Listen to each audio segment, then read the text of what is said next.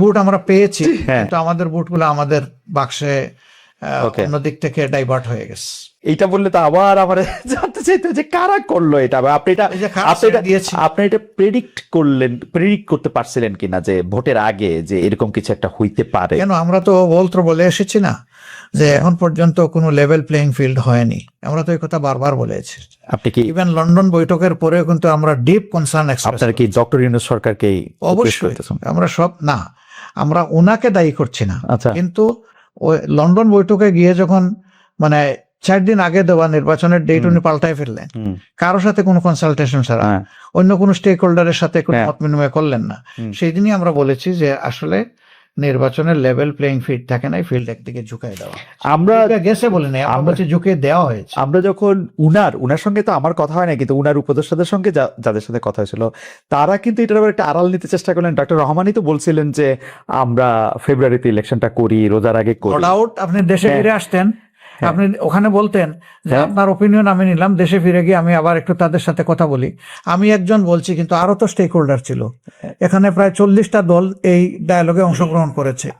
আমি কিন্তু এরকম শুনছি যে ডক্টর ইউনূস জনাব তারেক রহমানকে বলছেন যে দেখেন আপনি ডিসেম্বর ইলেকশন দাবি করতেছেন, কিন্তু আসলে জামায়াতে ইসলামী, আমি শুনছি এটা, বিকজ এটা তো আর তাদের মধ্যে প্রিভিলেজ কমিউনিকেশন।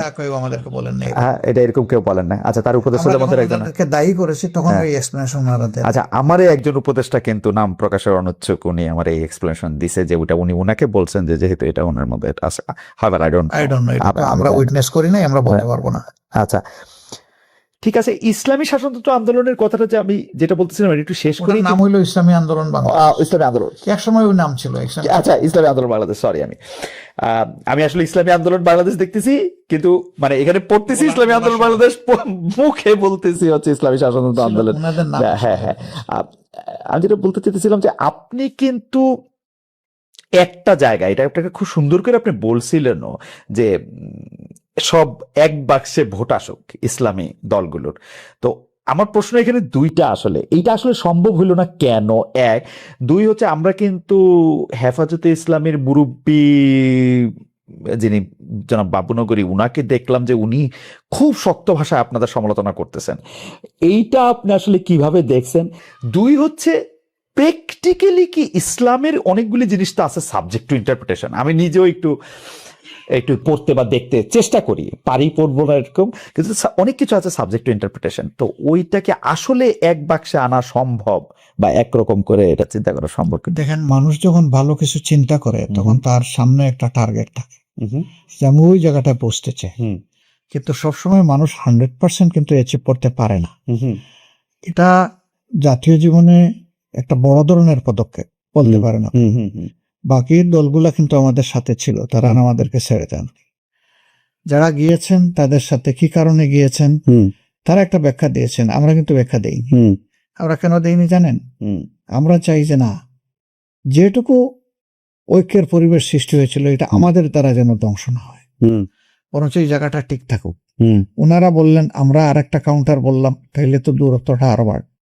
বরঞ্চ দেখেন আমরা কি করেছি, ওনাদের সিট নিয়ে কথাবার্তা ছিল, স্যাটিসফাইড হয়তো ওনারা হতে পারেন নাই, এর কারণে ওনারা সরে গেছেন, চলে গেছেন। আর চলে যাওয়ার পরেও আমরা ফিল করেছি যেটুকু ঐক্য রয়ে গেল, এটা করার ক্ষেত্রে তাদের একটা অবদান ছিল। আমরা এর প্রতি সম্মান দেখানোর জন্য আমাদের একজন এপেক্স বডি মেম্বার বরিশাল 5 মহানগরী, সেখানে উনি আমাদের ক্যান্ডিডেট ছিলেন, আমরা তাকে উইথড্র করে নিলাম। তাদেরকে রেসপেক্ট করেছে যে তারা 2টা সিটে পীর সাহেবের ইমিডিয়েট ছোট ভাই যে মুফতি ফয়জুল হক সাহেব, তিনি দাঁড়িয়েছেন। অন্তত একটা সিটে আমরা আমাদের ক্যান্ডিডেট উইথড্র করে তাদেরকে সম্মানটা দেখাই, আমরা কিন্তু ওইটুকু করেছি। তারা এরপরে ওনারা কি বলেছেন সেটা ওনাদেরকে, আমরা কিন্তু এই বিতর্কে যাইনি। এবার আসেন বাবুনগর সাহেব, উনি বলছে জামাত ইসলামের ভোট দেওয়া হারাম। আপনি শুনে আশ্চর্য হবেন, যখন গত উপদেষ্টা পরিষদ গঠন হয়, আমরা ছাত্ররা আমাদেরকে জিজ্ঞেস করছে যে আপনারা কোন তালিকা দিবেন? না, আমরা তালিকা দেব, তোমাদের পরে আমাদের আস্থা আছে, তোমরা যা ভালো মনে করো তাই করো, আমরা কোন তালিকা দেইনি। আপনাদের তালিকায় কেউ উপদেষ্টা ছিল? আমরা কোনো তালিকা দেই নাই, তাদের তালিকায় উপদেষ্টা হবে কেন? কিন্তু একটা ব্যতিক্রম আছে।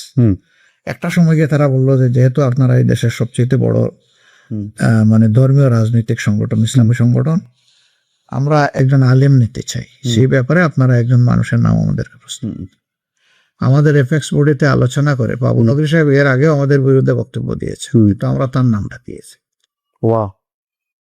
আমরা তার নাম দেওয়ার পরে এটা কি আপনার একটা স্ট্র্যাটেজি যে আপনার শত্রুকে কাছে রাখতে চাইছেন এরকম কিছু? আমরা দিয়েছি যে হেফাজতে ইসলাম একটা ব্রডার আমব্রেলা। আচ্ছা। এবং তিনি এই দেশের একজন প্রবীণতম, হ্যাঁ উনি 90 এর বেশি বয়স। হ্যাঁ, ওনার প্রতি সেই সম্মান বোধটা রেখে আমরা ওনার নাম বলেছিলাম। তারা সাথে সাথে চেক করে বলছে যে ওনার যে বয়স এবং ফিজিক্যাল কন্ডিশন, তিনি এই প্রেশার নিতে পারবেন না, আপনারা অল্টারনেটিভ কাউকে বলুন। আমরা বলছি যে প্রথম নামের সুপারিশ এখন তোমরাই যথেষ্ট, ও এরপরে আপনারা এটা কন্টিনিউ করুন, তোমাদের মতো করে করো। তারা একটু চিন্তা করেছে, আমাদের সাথে পরামর্শ করেছে, আমরা বলছি ওকে ওয়েল তোমরা আগাইতে পারো, অসুবিধা। কিন্তু আমরা যদি আসলে এই সমস্ত বিতর্কে জড়ায় যাই আর সেই সমস্ত আলিমুল আমাদের কথার জবাব দিতে যাই, আমাদের নিজেদেরই খারাপ লাগে। আমরা এই পলিসি আমাদের নাই। ওকে।